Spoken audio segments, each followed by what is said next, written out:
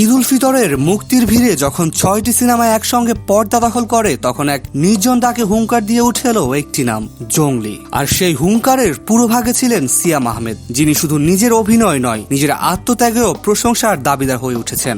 জানেন কি, জংলি সিনেমায় অভিনয়ের জন্য 1 টাকাও পারিশ্রমিক নেননি সিয়াম।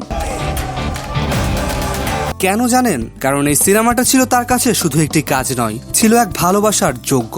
নিজের প্রাপ্যটুকু রেখে দিয়েছে নির্মাণের থালায়, যেন বাজেট সংকটে না পড়ে তার টিম। বলেছিলেন নিজেই, আমি চাইনি আমার পারিশ্রমিক নিয়ে টিমকে ঝামেলায় ফেলতে। সিনেমাটা যেন ঠিকঠাক ভাবে শেষ হয়, সেটাই ছিল বড় কথা। একজন নায়কের হাতে থাকে 2টি পথ, একটি সহজ, যেখানে পারিশ্রমিক বুঝে নিয়ে অভিনয়টা সেরে ফেলা যায়, আর একটি কঠিন, পারিশ্রমিকের চিন্তা বাদ দিয়ে নিজেকে উজাড় করে দিতে হয়, নিজের স্বার্থকে পেছনে রেখে স্বপ্নকে সামনে রাখতে হয়। সিয়াম বেছে নিয়েছেন দ্বিতীয় পথ, আর সেই পথেই তাকে নিয়ে গেছে জংলির জঙ্গলে, যেখানে ঘাম ঝরেছে, চোখ লাল হয়েছে, ঘুম হারাম হয়েছে, শুধু একটা চরিত্রের মধ্যে নিজেকে বিলিয়ে দেওয়ার জন্য।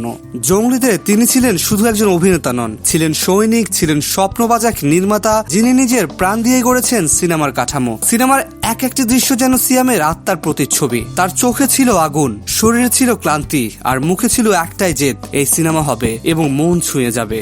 আর ঠিক সেটাই হলো। দর্শক হল থেকে বেরিয়ে কেউ চুপচাপ বসে কাঁদলেন, কেউ লিখলেন ফেসবুকে নিজের না বলা অনুভব, কেউ আবার বললেন এই সিনেমাটা আমার অনেকদিন মনে থাকবে। ঈদের ব্যস্ত শহরে যখন সবাই হাসিতে ব্যস্ত, তখন কোনো এক হলে অন্ধকারে বসে থাকা একজন দর্শক হয়তো কান্না চেপে বলছেন, সিয়াম তুই সত্যি অভিনয় করিসনি, তুই আমাদের হয়ে বেঁচেছিস। আর সিয়াম হয়তো চুপচাপ এক কোনায় বসে ভিতরের একটা নিঃশ্বাস ফেলে ভাবছেন, এটাই তো ছিল আমার লভ্যাংশ।